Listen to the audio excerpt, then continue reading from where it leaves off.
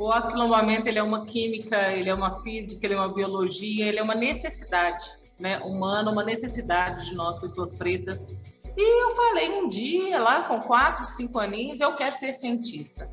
Mas se você pergunta para alguém, olha, o que é um cientista? Você não imagina uma mulher preta de jaleco num laboratório. Nunca vai passar isso no imaginário popular, né? Mas eu, naquela época, queria ser cientista.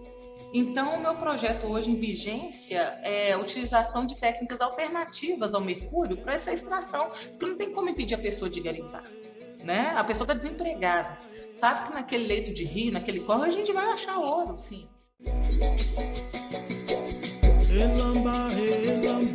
Ancestralidade, identidade,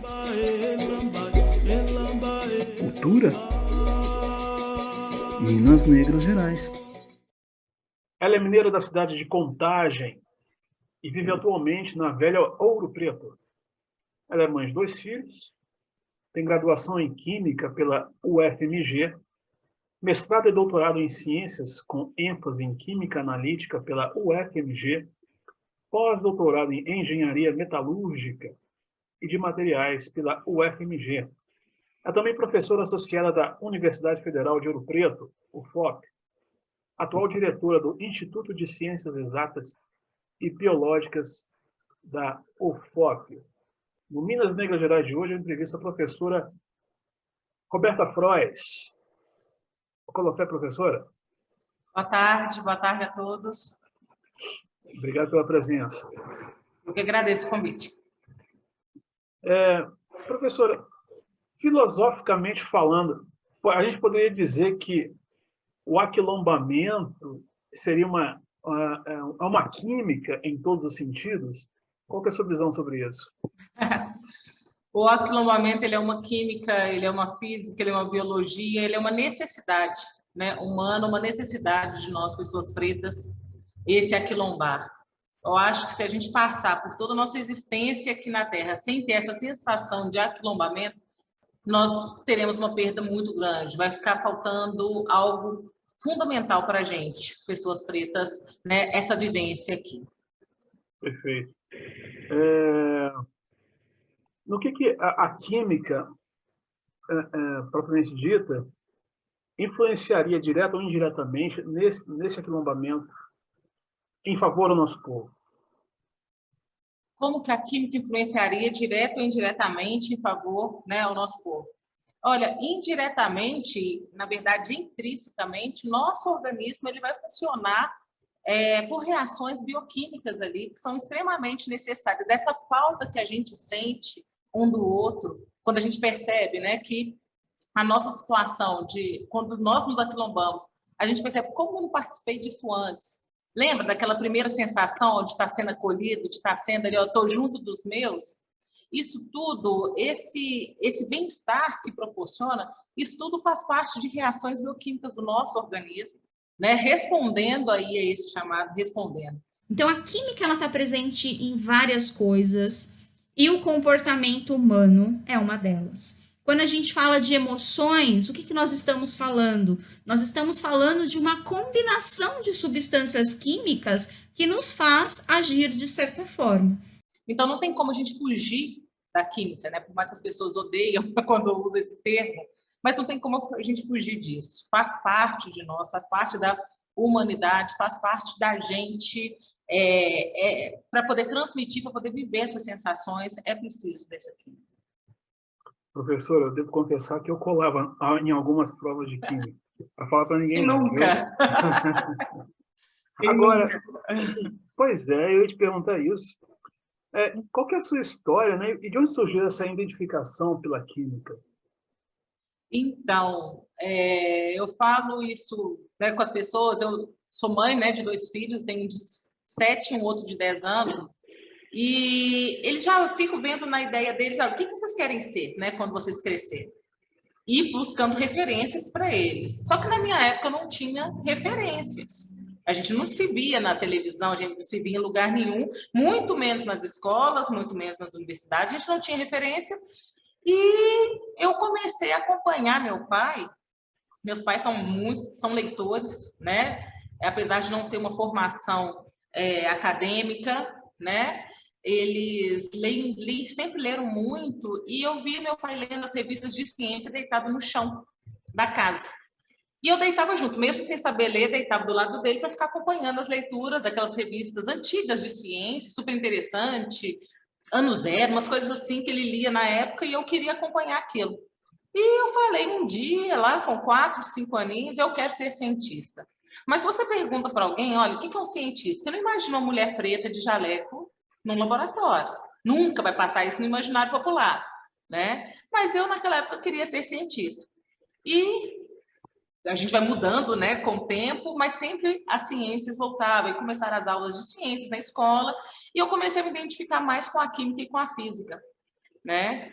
E fui para o curso técnico, fui fazer o curso técnico de química, e na hora de tentar vestibular, eu pensei, vou tentar para música. Eu gosto de tocar piano, tocava, né, teclado, piano, né? E música fala muito com a gente, né? Não tem como. Eu falei, vou tentar para música, mas eu não tinha, era muito difícil na época entrar, eu não estava praticando há muito tempo. Eu falei, olha, como eu estou formando técnica em química, então eu vou voltar aqui, vou realinhar, vou fazer o vestibular para química mesmo, só para testar, só para verificar na época, né, lá na UFMG. Mas ano que vem vou me preparar para fazer música, vou estudar para fazer música.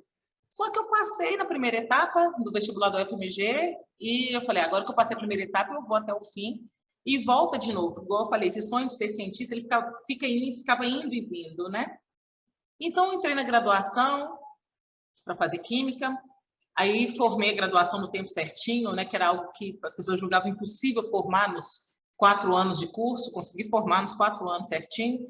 E pensei, nunca mais vou abrir um livro de química em toda a minha vida. Detesto isso, porque a gente forma com raiva do curso, né, geralmente.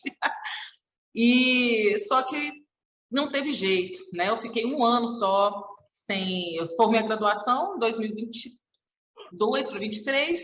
No ano seguinte, já ingressei no mestrado. E quando eu defendi o mestrado, já defendi aprovada e com bolsa no doutorado e depois o direto pós-doc, sabe?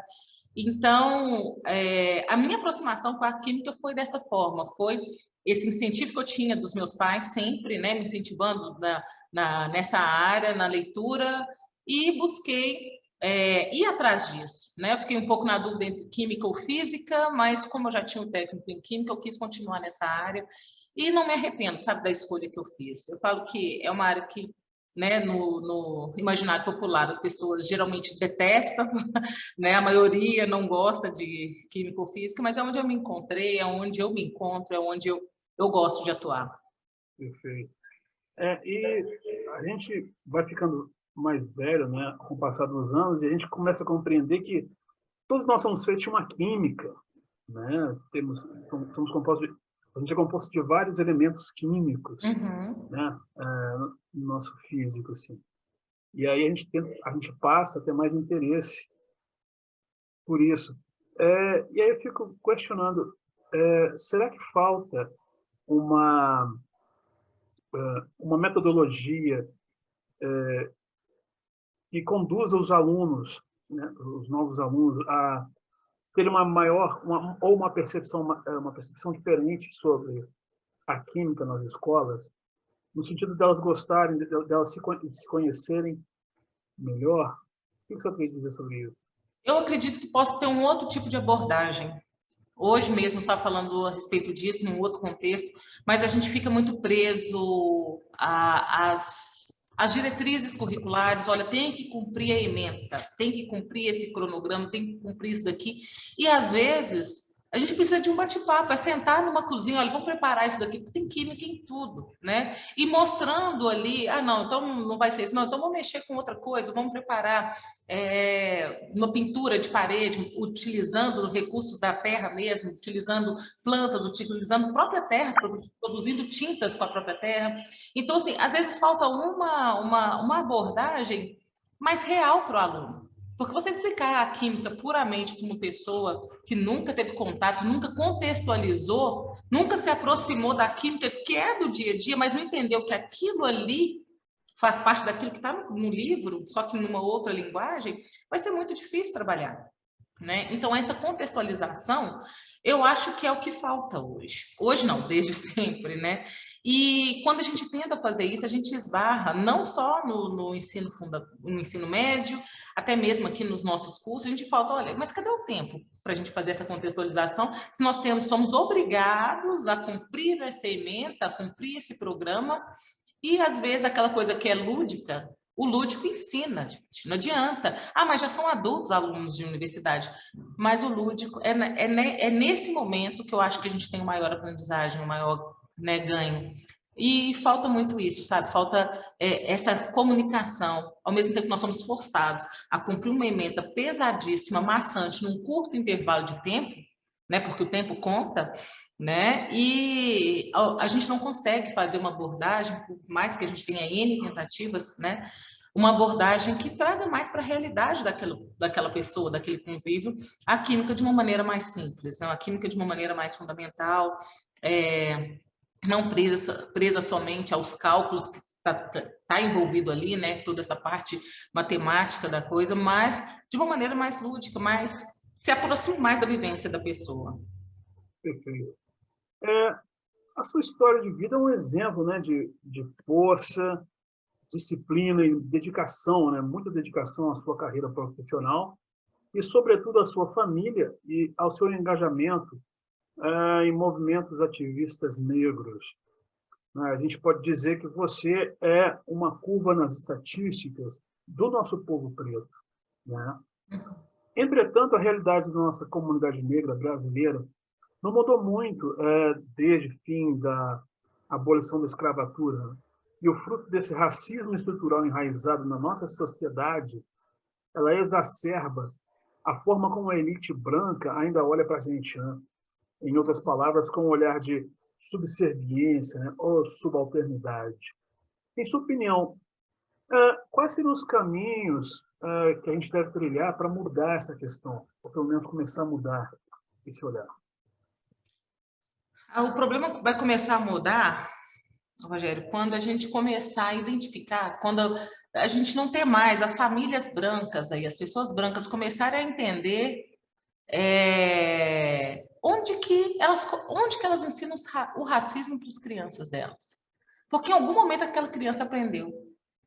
Em algum momento aquela criança foi colocada na cabeça dela que a pessoa negra é inferior a ela. Em algum momento, porque ninguém vai crescer, estou vivendo aqui dentro de uma bolha que nunca, né, teve contato algum, e de repente ela se torna um racista. Não. Em algum momento isso daí foi ensinado para ela. Enquanto a população branca não começar a chegar nesse cerne aí, nessa origem, onde que eu estou passando para o meu filho, que ele tem que atravessar para o outro lado da rua, porque está vindo outras crianças pretas do lado de cá. Onde que eu estou ensinando para o meu filho que ele não pode se identificar como negro em sala de aula porque não é tão bem visto. Eu falo isso porque meu filho mais velho um dia chegou para mim perguntando, comentando, né? Mãe, eu sou o único negro da minha sala. Eu olhei, como assim, Beto? A sala dele toda negra, praticamente, toda negra. Não, mãe, quando a professora perguntou quem era negro, só eu falei que era negro. Fulano falou que era moreno, ciclano falou que era moreno, outro lá falou que era cor de chocolate, e crianças com traços mais negroides do que ele. E não se identificam, não entendem que eles são negros, não estão crescendo com a mentalidade de uma criança negra, e vai chegar mais tarde e vai ser o quê? Sabe, ele vai se identificar como? Porque a sociedade está vendo ele como um negro. As pessoas brancas estão vendo ele como negro, mas aquela criança não consegue se identificar ele como negro. Isso eu estou falando das crianças negras, né? Mas as crianças brancas também precisam entender, em algum momento elas estão sendo ensinadas para serem racistas, em algum momento ela está aprendendo isso.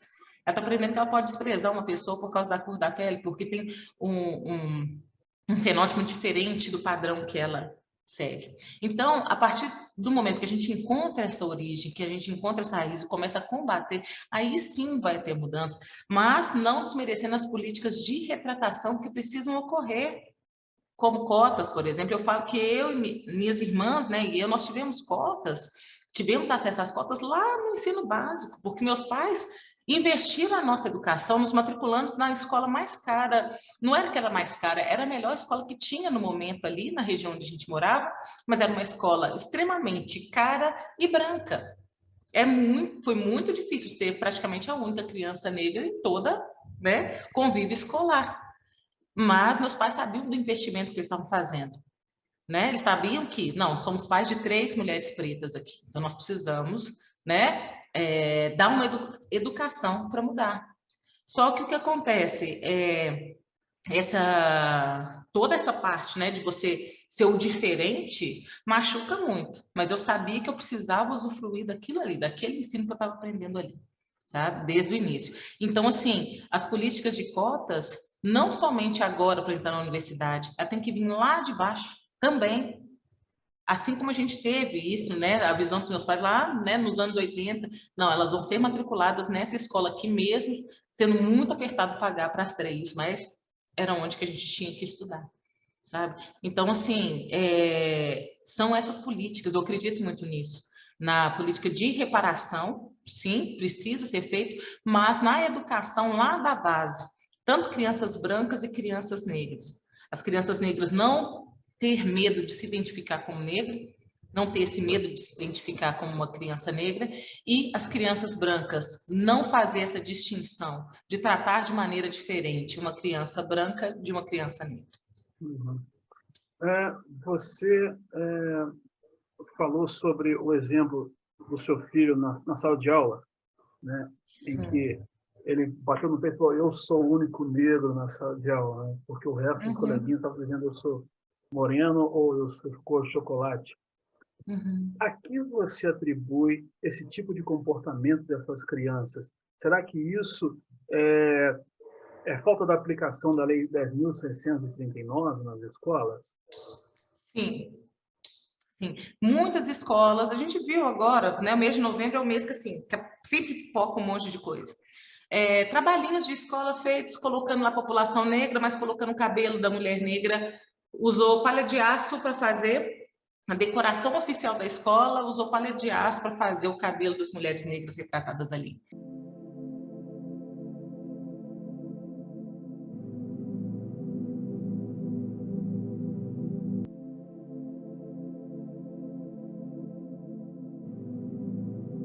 Onde que essa lei passou algum momento ali dentro daquela escola? Não passou. Até hoje é ensinado ainda que a África é um país de sofrimento, que as pessoas lá morrem nas ruas de doença, passam fome o tempo todo. E essa é a história africana? É isso que nós temos que falar? E outra coisa, principal, as pessoas negras surgiram na escravidão, né? Antes disso não tem nada. Você pega um livro de história, cadê? Surgiu o negro aqui, ó. Opa, descobrimos um ser novo aqui. Pessoas negras surgiram durante a escravidão. E apagam completamente toda a história, toda aquela riqueza por trás. Enquanto a história negra não for contada nas histórias, enquanto os livros continuarem na mão dos editores, dos autores, que vão sempre puxar para o lado europeu, né? A gente não vai ter uma visão diferente.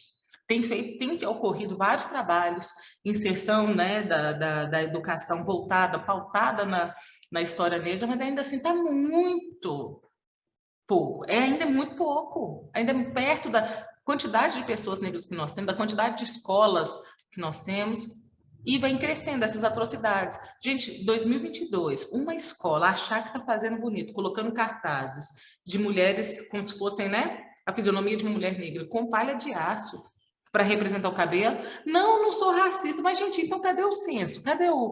Não é possível que isso passou despercebido por toda a comissão pedagógica. É inacreditável isso ainda. São desafios que a gente tem pela frente ainda. Muito caminho. Esses profissionais devem ser preparados. Precisa desse preparo. Professor, vamos falar um pouco sobre um assunto que está no seu dia a dia, na sua carreira profissional. Porque você é uma das responsáveis pelo laboratório de espectrometria atômica, né? Sim. Ou LEAT.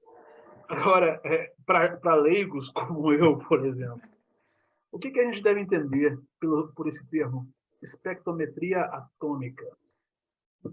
Olha, a espectrometria atômica, quando o pessoal escuta a palavra atômica, nossa, já fica com medo, achando que é algo... Não tem que ter medo nenhum. Vou dar um exemplo. A gente precisa ter essa garrafinha aqui com... Vamos supor que isso aqui fosse uma amostra, né? Eu preciso identificar qual que é a composição dessa amostra aqui. Um exemplo mais simples, pega um rótulo de qualquer medicamento, de qualquer shampoo, de qualquer alimento ali. Tem uma composição ali atrás, né? Para chegar naquela composição, naqueles elementos químicos, a gente precisa, se eu estou falando de uma composição orgânica, né, é uma linha da química que a gente vai seguir. Se eu estou falando da composição dos elementos químicos, quanto de ferro, quanto de oxigênio, quanto de sódio, quanto de enxofre tem naquela composição ali, eu vou precisar identificar a quantidade de cada átomo daquele elemento ali. E a espectrometria atômica, né, explicando a linguagem mais simples, né, para leigos mesmo, é isso, ela vai fazer isso. São técnicas, né, analíticas que a gente emprega para poder fazer esse tipo de determinação. Eu quero saber quantos % de ferro tem nessa amostra de minério de ferro. Tá? Então, eu vou usar técnicas analíticas de espectrometria para fazer essa identificação. Tá? Quanto que eu tenho de ferro no sangue humano? Tá? Na minha amostra de sangue aqui, eu vou utilizar uma técnica de espectrometria atômica para fazer essa quantificação. Tá bom? Então, eu posso ir de amostras biológicas, amostras de alimentos, amostras de minério, amostras de água, enfim, amostras de material particulado, né, do ar. Então, a gente consegue fazer esse tipo de determinação através da espectrometria atômica. Perfeito. Não sei se deu para entender. No momento você está residindo em Ouro Preto, não é isso? Isso, residindo em Ouro Preto. Então, você provavelmente deve se utilizar da espectrometria atômica no setor de mineralogia, por exemplo. Sim, sim. Né? No que você trabalharia aí, usando? Então, eu já passei por vários projetos aqui na região, né, igual eu atuo aqui na UFOP desde 2011, então já passei por vários projetos de pesquisa empregando a espectrometria atômica, que é a minha área de especialização, para determinação, né, de vários tipos de amostra. Já trabalhei muito nessa parte ambiental, nos desastres das barragens, né? A gente os laboratórios aqui teve um papel importante nessa identificação de contaminantes ou não, contaminantes em alimentos.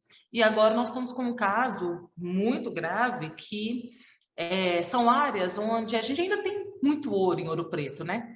E tem ainda muita exploração artesanal de ouro, que usa amalgamação com mercúrio para remover o ouro. Então, o meu projeto hoje em vigência é a utilização de técnicas alternativas ao mercúrio para essa extração, porque não tem como impedir a pessoa de garimpar, né? A pessoa está desempregada, sabe que naquele leito de rio, naquele córrego, a gente vai achar ouro, sim, né? Mas utilizam de uma técnica que utiliza o mercúrio, que é um contaminante perigosíssimo. E nós identificamos, né, a queima de mercúrio no quintal de casa, contaminando a hortinha deles, contaminando os utensílios domésticos deles. E essas pessoas estão praticamente ingerindo, né, por causa dessa proximidade, o mercúrio ali. E nós precisamos tirar, né, o mercúrio. Ele é um dos piores contaminantes que a gente tem, orgânicos, né, que a gente tem. Então, nós precisamos remover o mercúrio da mineração. Líder de associação indígena denuncia que rios de Roraima, usados pela comunidade Yanomami para consumo e banho, estão contaminados por mercúrio devido ao garimpo ilegal. As crianças não sabem, mas o banho inocente de rio expõe a destruição da natureza e os riscos à saúde. O registro, feito na terra indígena Yanomami, entre Roraima e Amazonas. Essa é apenas uma das marcas deixadas pela atuação ilegal de 20 mil garimpeiros na região. 4 rios que cortam a região estão contaminados com mercúrio. O vice-presidente da Rutucara, a Associação Yanomami, denuncia os efeitos desastrosos que têm assolado as comunidades indígenas. As mulheres, as crianças já estão com sintoma de coceira.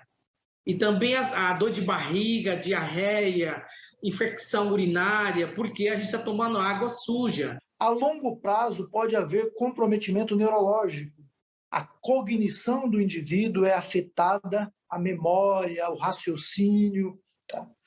Nas crianças que ingerem peixes por períodos prolongados e que estão contaminados, essas crianças podem ter um déficit de aprendizado muito grande. E hoje o projeto, né, chefe do meu laboratório tem sido isso, o desenvolvimento de metodologia alternativa ao uso do mercúrio.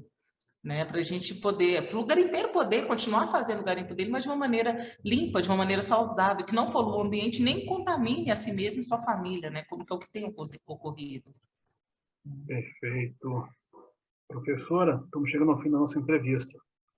Minas Nossa, Negras já? Gerais, já.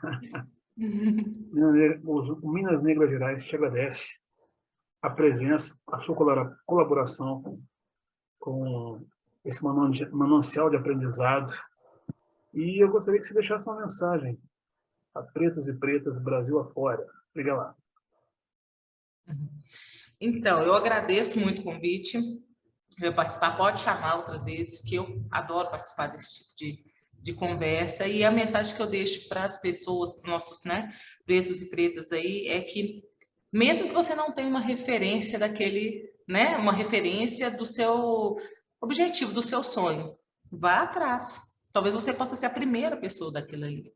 Primeira pessoa preta. É ruim a gente falar isso. Na verdade, eu fico feliz e triste quando eu vejo a primeira mulher preta ocupando tal lugar, o primeiro homem preto que fez aquilo, sendo que nós somos a maioria da população aqui no Brasil, né? Mas uma hora alguém vai ter que chegar e vai ter que abrir essa porta, né? Então, não desistam, né? E de ir atrás daquilo que vocês, né, planejaram, mesmo sem referências. Quando eu falo dessas referências, eu volto lá naquele exemplo. Eu decidi ser cientista sem ver uma referência de cientista preta. Nunca tinha visto uma, né? Mas eu quis ser uma cientista, né? E é isso. E fui atrás e hoje eu olho e vejo, né? O percurso ele não foi fácil, mas eu estou muito satisfeita até onde eu já cheguei e vou para mais. É isso. Muito obrigada. Nós que agradecemos. Conversei hoje com a professora associada da Universidade Federal de Ouro Preto, Roberta Frois. Roberta é prova de um Brasil negro que dá muito certo. Força para nós. Valorize a cultura afro, a identidade negra, a ancestralidade e a pluralidade do povo negro. Apoie o Minas Negras Gerais. Pix minasnegrasgerais@gmail.com. Bora nos aquilombar! Inscreva-se no canal, dê o seu like e compartilhe com seus amigos. Os tambores de Minas soaram, seus tambores nunca se calam.